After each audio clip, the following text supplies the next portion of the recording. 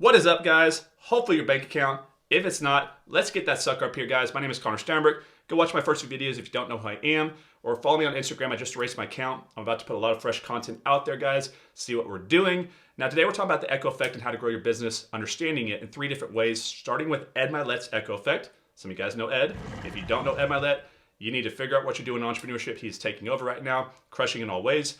He is known for the echo effect explanation that I'm going to share with you so you understand that one. I'm going to give you 2 more, number 2 and 3, that are going to blow your mind here. If you're not applying these in your business, you're going to understand why you're making a lot less money and your business is struggling and you're spinning those wheels. So let's talk about what an echo is first. So essentially, very simple. It's something that goes out that comes back in.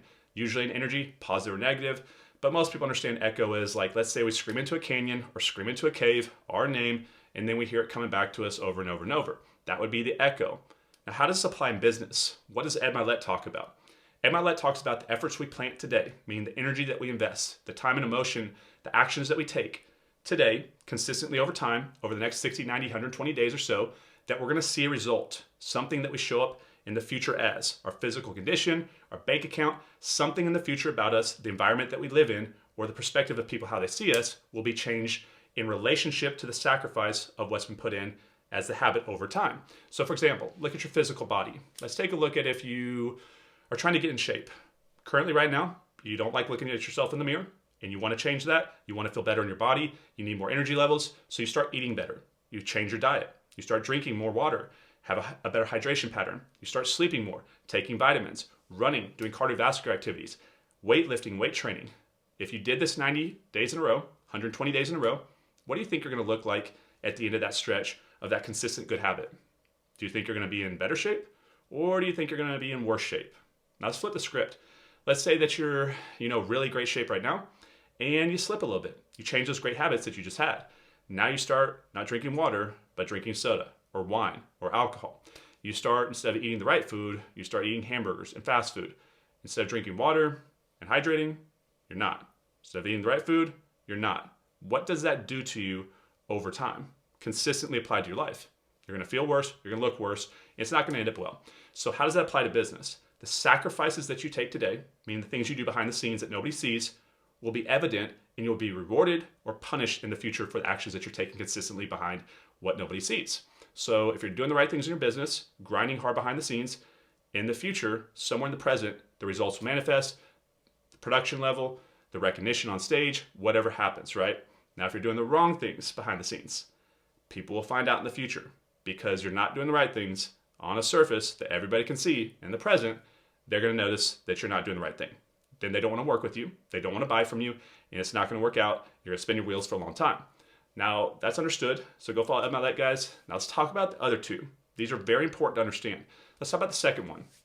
This is what I call my boomerang echo effect, meaning opportunities in business, sales, or in the business I build, which is team building, agents that would leave, that could come back to you. Potential sales or opportunities that left once that come back to you based off the actions that you take today, positive or negative on how you handle as a leader when that opportunity moves out the back door. So how this would look is, let's give an analogy of kind of how I run one of my businesses. So some of you guys know that I'm one of the top growth leaders at a company called eXp Realty. We run a real estate team. I'm attracting real estate agents to work with us. Now what happens is people come into opportunities, their excitement's the highest, their skill sets are always the lowest.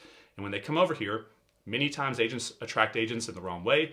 People come over, they were promised the world, they come over off perception of value, and then there's no real value and there's no teeth behind the bite. This is why you always tell the truth when you're attracting people or selling something, because they're going to leave or return it anyways, right?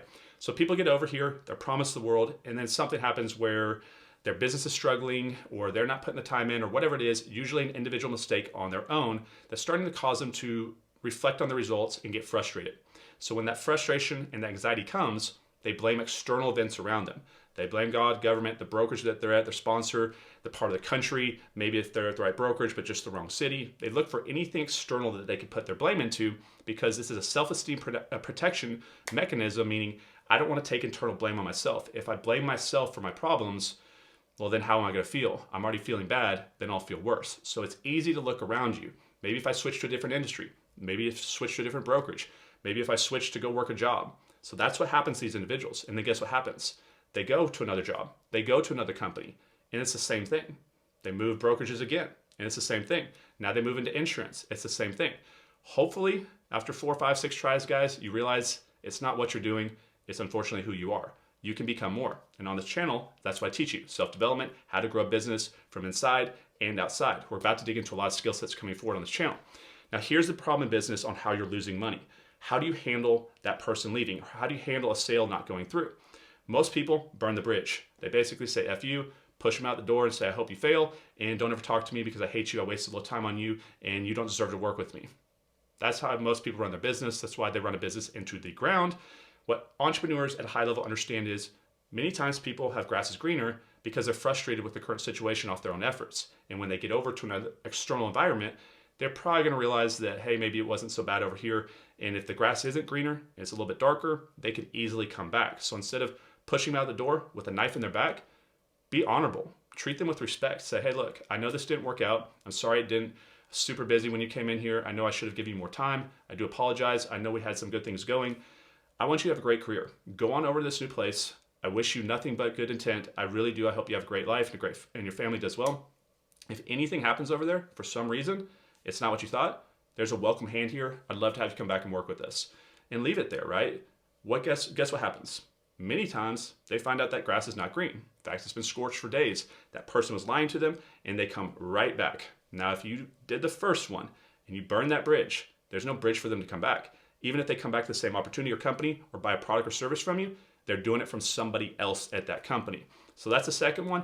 Protect your back door, meaning keep it open in the right way by the way you frame people leaving so they can come back through it and work with you again or buy from you again. Now, the third one is if you're looking for an opportunity in life, think about recurring buzzwords.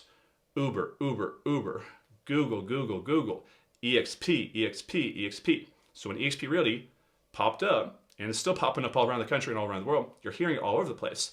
So when you hear that reverberation or that continuous same buzzword going on over and over and over, what that means is there's attention on this. Does it mean it's an opportunity? No. Does it mean you should take a look at it and put your attention on the attention? Yes, because a lot of people are talking about it. Let's say you go to Florida and all of a sudden you're at an event, you hear people talking about it. Then you go to California, you hear them talking about some marketing software or some new system that you guys could use. Don't just close your mind and keep going because you're busy. Slow down to look at the echo effect. Most likely, it may be nothing, but sometimes it could be the biggest opportunity for life. So what you need to do is when there's opportunities popping up, meaning you're hearing something over and over and over that you're not familiar with, that means there's attention on it, so place yours on it as well. Don't just look at it as an opportunity guaranteed. Say, what is this going on? Why is there so much attention on it?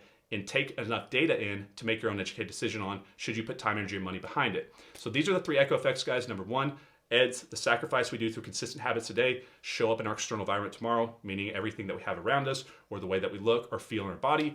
The second one is make sure to understand boomerang activities in your business, meaning sales and agents in our case could come back if you treat them right on the way out. And the third one is keep your ear on the ground, listen for that voice that's popping up over and over, at least look at it. Don't take the opportunity unless it's a real opportunity. Hopefully this helps, guys. You apply these 3 in your business. I guarantee you're going to grow your business. Go check me out on Instagram, guys. I'm about to put a lot of short form content on there. Some pretty cool stuff coming out. Appreciate you watching this video all the way through. If you did, subscribe to the channel, guys. Hook me up. Let's go to the next one. I'll see you in a few days.